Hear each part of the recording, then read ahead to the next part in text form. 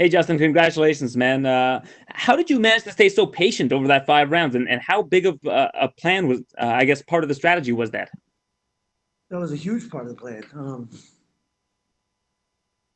You know, uh, I'm fighting the best guys in the world, the highest level. Can't make mistakes. That was number one. Um, you know, pick your battles. So pick my shots. That's my goal now. I didn't know. I didn't know I could go, fight like that. To be honest with you, until I started. Before that, I was undefeated, and I just never thought about it. But I made the same mistakes in the Dustin Poirier and Eddie Alvarez fight. I became complacent, started having too much fun, and didn't worry about getting hit. And then they hit me in the right spot at the right time. So I had to make an adjustment, and I can't let that happen anymore. You hit like a truck, and that's very apparent. How surprised were you that Tony was able to absorb so much damage? It's surprising, man. He's like me though, man. We make a choice. Life's a choice. Fighting's a choice, and giving up's a choice. There's no give in either one of us, and I respect that about him. How much do you embrace the idea of fighting a wrestling-based fighter like Khabib, a guy that is going to use wrestling as his primary weapon? When you've been matched up, it seems like it's always against really high-level strikers. I'm looking forward to the challenge. That's why I'm here. You know, sounds tiring. Sounds fun though. Sounds All right, glorious. man. Well, congratulations on the win. I know it was a short notice thing for the most part, and you did an amazing job tonight. So, congrats. Thank you. Thank you. Next up, we have Caroline Pierce from BT Sport. Justin, congratulations. Interim champion in the lightweight division. How does that sound to you? It sounds pretty good.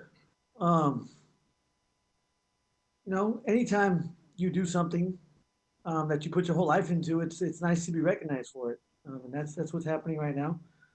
So it feels good.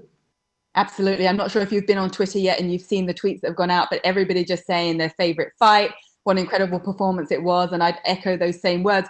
But just a quick word on the fact you actually threw the belt to the floor just before your interview, saying, I want the real belt. Do you feel some kind of disregard for the interim belt? That's the competitor in me. I am proud to hold this belt. It feels good. Not many people in the world, much less fighters in the UFC, get to do or get to achieve this. So it feels fantastic, and I should enjoy it. But You should. that was the competitor in me. You can never be satisfied. When I get the belt, I want the next one. Absolutely, always looking ahead to the next thing. And let's talk about the performance. I mean, your thumping power just didn't seem to be able to put Ferguson down. I mean, were you at any point thinking, I mean, you know how tough he is, but were you at any point thinking to yourself, geez, is there anything I can do that can actually get him down onto the canvas?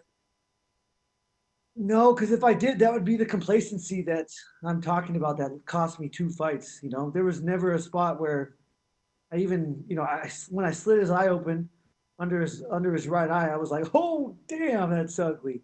That was the only thought I had.